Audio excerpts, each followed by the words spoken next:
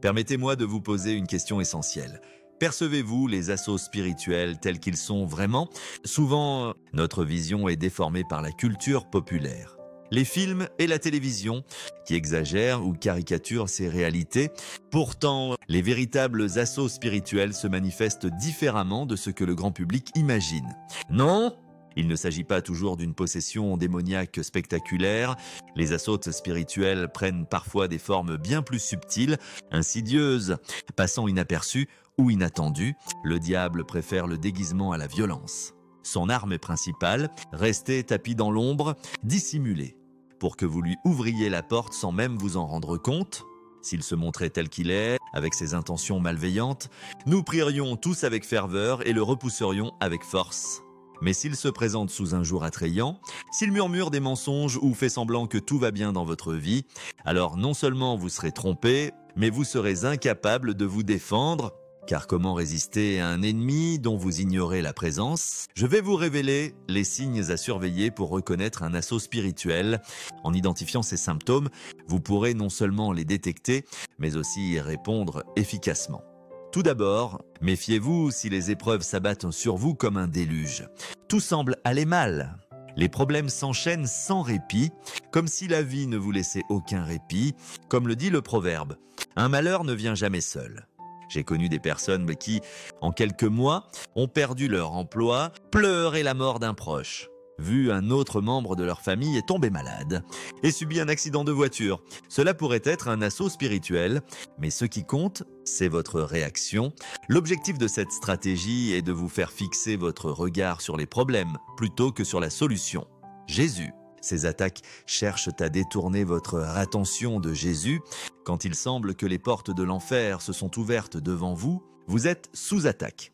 Leur but, vous décourager, ébranler votre foi, vous plonger dans l'incertitude. Une chose reste constante, gardez les yeux fixés sur Jésus. Laissez-moi vous expliquer pourquoi. Vous souvenez-vous de l'histoire de Pierre marchant sur l'eau? Les disciples, pris dans une tempête violente sur la mer de Galilée, virent soudain Jésus s'approcher d'eux. Pierre, émerveillé, demanda à le rejoindre sur l'eau. Jésus accepta et Pierre avança un moment. Mais lorsque les vagues se firent plus menaçantes, Pierre se laissa distraire, détourna son regard de Jésus et commença à couler. Pierre aurait dû garder ses yeux fixés sur Jésus, mais les vagues, ses compagnons ou même son orgueil l'ont détourné. Comme lui, nous devons rester concentrés sur Jésus et non sur le tumulte du monde. Cette concentration intense est notre bouclier contre cet assaut spirituel. Peu importe l'ampleur des épreuves, si vous vous sentez attaqué, tournez-vous vers Jésus. Un autre signe d'assaut spirituel est le retour en force de vos anciennes habitudes. Le baptême marque le début, non la fin, de la transformation d'un chrétien. Il symbolise l'abandon du péché et un tournant vers le Seigneur. Mais le diable ne vous laissera pas partir sans lutter. Lors de cet assaut, vous pourriez être hanté par des souvenirs d'anciens amis ou de connaissances qui vous tiraient en arrière, ou remarquer que certaines personnes autour de vous vous incitent à retomber dans vos anciens péchés. C'est la tactique de Satan pour vous pousser à abandonner ce qui est sain au profit des plaisirs mondains. Dans la parabole du semeur, en Matthieu 13, Jésus décrit des graines tombant sur un sol épineux. Elles poussent, s'amiassent, mais les épines les étouffent, les empêchant de porter du fruit. Ces épines représentent les soucis du monde et la séduction des richesses, qui étouffent la parole dans le cœur de ceux qui l'ont entendue. Pour vous protéger, soyez vigilants dans vos fréquentations et entourez-vous d'une communauté pieuse.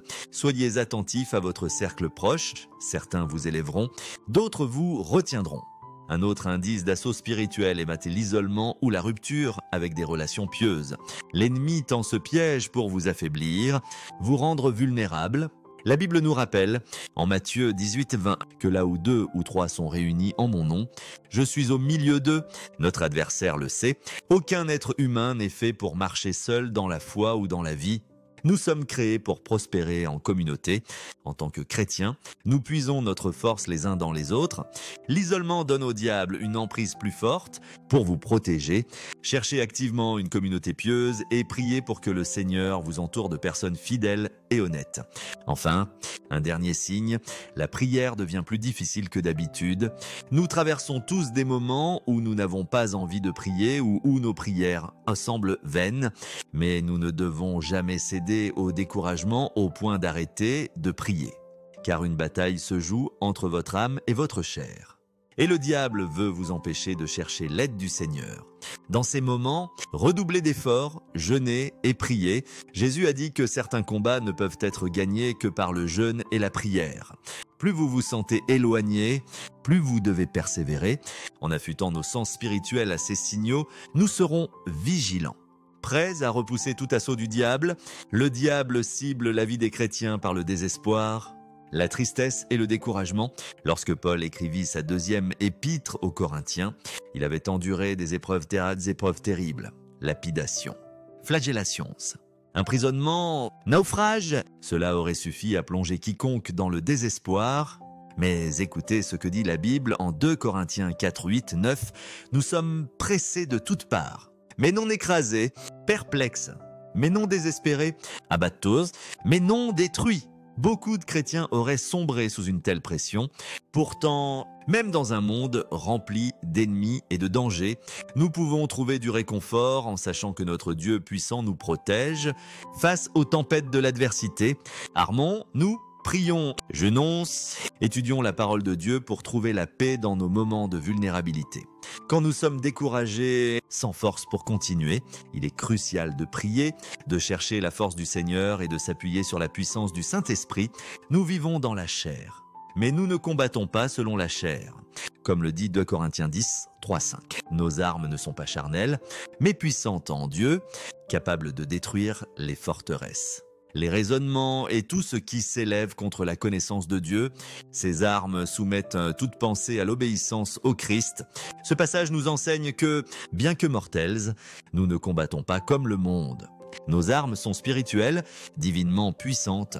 Quand on parle d'armes, beaucoup imaginent des objets physiques, comme des fusils ou des battes, mais Hébreux 4.12 nous rappelle que la parole de Dieu est vivante, puissante. Plus tranchante qu'une épée à double tranchant, capable de discerner les pensées et les intentions du cœur. En tant qu'enfants de Dieu, nous avons cette parole plus forte que n'importe quelle arme. En vous armant de la parole de Dieu, vous affronterez l'adversaire avec assurance. Car, en tant que croyants, nous ne luttons pas contre des êtres humains ou des circonstances extérieures, mais contre les esprits mauvais dans les lieux célestes. Comme l'enseigne Éphésiens 6.12, mon encouragement pour vous aujourd'hui est celui-ci. Ayez confiance en la puissance du nom de Jésus-Christ, en la parole de Dieu et en le Saint-Esprit. Priez pour que Dieu remporte chaque bataille que vous affrontez. Proclamez les promesses de Dieu sur chaque aspect de votre vie. Le Seigneur est toujours proche de ceux qui le cherchent et l'invoquent. Ayez foi que le Seigneur déjouera les plans du diable et qu'il aura le dernier mot sur vos épreuves. Croyez en Dieu, fiez-vous à sa parole et appuyez-vous sur ses promesses. Et vous triompherez, peuple de Dieu. On parle souvent de combat spirituel. Dans les cercles chrétiens, mais bien que le concept soit familier, peu en saisissent pleinement la réalité. Beaucoup ne reconnaissent pas les batailles spirituelles qu'ils ont traversées. Le diable est déterminé à empêcher les gens de connaître Dieu et de lui confier leur vie. Ces stratégies varient selon que vous soyez chrétien ou non. Mais son objectif reste le même, vous éloigner de l'amour et de la connaissance de Dieu. Écoutez-moi, le combat spirituel n'est pas à craindre, car le Seigneur en a le contrôle. Nous ne devons pas livrer cette bataille seuls, mais laissez Dieu combattre pour nous, car c'est ainsi que nous remportons la victoire. Ce combat touche chaque aspect de votre vie. Que vous en soyez conscient ou non, certains chrétiens ignorent qu'ils sont en guerre, tandis que d'autres en sont des victimes visibles, accablés par le découragement, la tristesse et la défaite. Voici comment le diable mène son combat spirituel. Il attaque les chrétiens pour les décourager, les distraire, semer le mécontentement et provoquer la division. Son but est de briser votre foi, de détourner votre attention de votre vocation vers les plaisirs et tentations mondains, de semer l'insatisfaction dans votre vie physique et de diviser les croyants pour empêcher l'unité de l'Évangile. Mais voici le chemin de la victoire. Jésus, nous dit la Bible, se retirer souvent dans des lieux isolés pour prier, prendre du temps régulier, sans distraction. Pour communier avec Dieu est essentiel. Jésus, qui est Dieu, avait besoin de ces moments avec son Père, si lui en avait besoin, combien plus ses disciples, en priante. Vous confiez vos luttes à Dieu et lui demandez de combattre vos batailles spirituelles à votre place.